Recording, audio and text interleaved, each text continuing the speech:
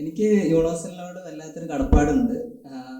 ആ കാര്യം പറഞ്ഞിട്ട് ഞാൻ തുടങ്ങാം. അതായത് 10ാം ക്ലാസ് കഴിഞ്ഞിട്ട് എൻട്രൻസ് എഴുതണം എന്ന് ആഗ്രഹമുണ്ട്. എനിക്ക് പ്രത്യേകിച്ച് ധാരണ ഒന്നുമില്ല. എൻ്റെ ഒരു കസിൻ എഞ്ചിനീയറിങ് ചെയ്തുകൊണ്ടിരിക്കുന്നുണ്ട്. അത് മാത്രമാണ് എനിക്ക് ഇതിനെ കുറിച്ചുള്ളൊരു ധാരണ. അപ്പോൾ 10ാം ക്ലാസ് കഴിഞ്ഞിട്ട് ഞാൻ യൂണിവേഴ്സിറ്റിയിൽ ചേർന്നു. അത് മാത്രമാണ് ഞാൻ അറിഞ്ഞുകൊണ്ട് എടുത്ത ഡിസിഷൻ, അതായത് എൻ്റെതായിട്ടുള്ള തീരുമാനം. ബാക്കി അവിടെ നിന്ന് ഇങ്ങോട്ട് ഞാനിപ്പോൾ PG എൻട്രൻസ് കഴിഞ്ഞിരിക്കുന്ന വരെയുള്ള എല്ലാ ഡിസിഷനും യൂണിവേഴ്സിറ്റിന് അതിൻ്റെതായിട്ടുള്ള റോളുണ്ട്. ആ സമയത്ത് ഞാൻ എഞ്ചിനീയറിംഗ് എൻട്രൻസിന് പ്രിപ്പയർ ചെയ്യാൻ വേണ്ടിയിട്ട് തന്നെയാണ് യൂണിവേഴ്സിറ്റിയിൽ പഠിച്ചിരുന്നത്. അപ്പോൾ സാറ് നമ്മൾ +2 കഴിയുന്ന സമയത്ത് എല്ലാ എൻട്രൻസിനും അപ്ലൈ ചെയ്യാൻ പറയും.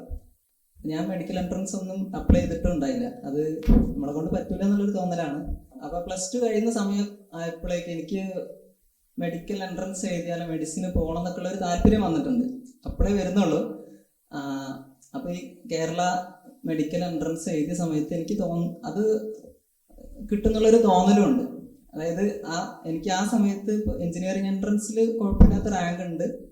അതിന് പോകണോ അല്ലെങ്കിൽ മെഡിസിന് ചെയ്യാനൊക്കെ ഒരു താല്പര്യമുണ്ട്. ഒരു കൺഫ്യൂഷനിലായിരുന്നു. പക്ഷെ ആ കീം എൻട്രൻസ് എഴുതിയത് കൊണ്ട് എനിക്കത് ചെയ്യാൻ പറ്റുന്നുള്ളൊരു തോന്നൽ വന്നു.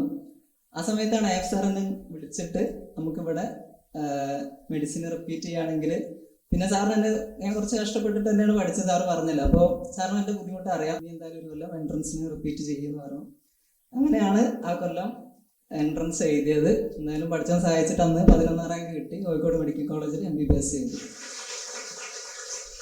നമുക്ക് ജയിക്കണം എന്നുണ്ടെങ്കിൽ ഏറ്റവും സിമ്പിളായിട്ട് റൈറ്റ് ഡയറക്ഷനിലുള്ള ഹാർഡ് വർക്കാണ് വേണ്ടത്. യൂണിവേഴ്സിറ്റിയിലുള്ള നിങ്ങൾക്ക് എന്തായാലും റൈറ്റ് ഡയറക്ഷൻ യൂണിവേഴ്സിറ്റിയിൽ നിന്ന് കിട്ടുന്ന ഉറപ്പാണ്. പിന്നെ ഹാർഡ് വർക്ക്, അത് നിങ്ങളെ പാർട്ടാണ്, നിങ്ങൾ ചെയ്യേണ്ട കാര്യം.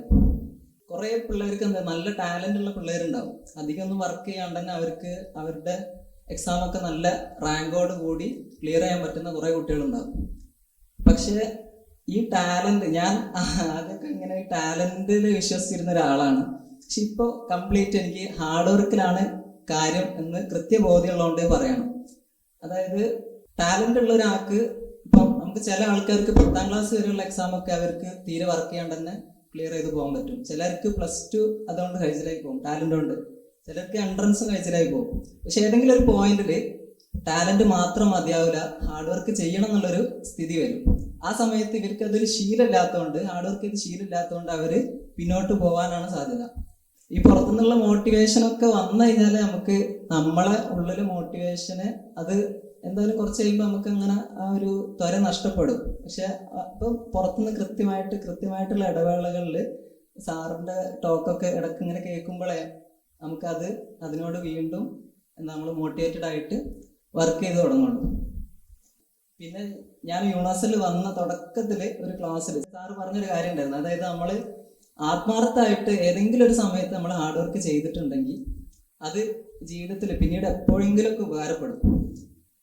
അത് ഞാനിപ്പോഴും മനസ്സിൽ കൊണ്ട് നടക്കുന്ന കാര്യം. നമ്മൾ ഒരു ഹാർഡ് വർക്ക് ചെയ്യുന്നുണ്ടെങ്കിൽ, അതിപ്പോൾ നമ്മളൊരു എക്സാം ഉദ്ദേശിച്ചിട്ടാണ് ചെയ്യുന്നതെങ്കിൽ കൂടെ ആ എക്സാം ക്ലിയർ ആയിട്ടില്ലെങ്കിലും നമുക്ക് വേറെ എന്തെങ്കിലും ഒരു വഴി ഉണ്ടാവും.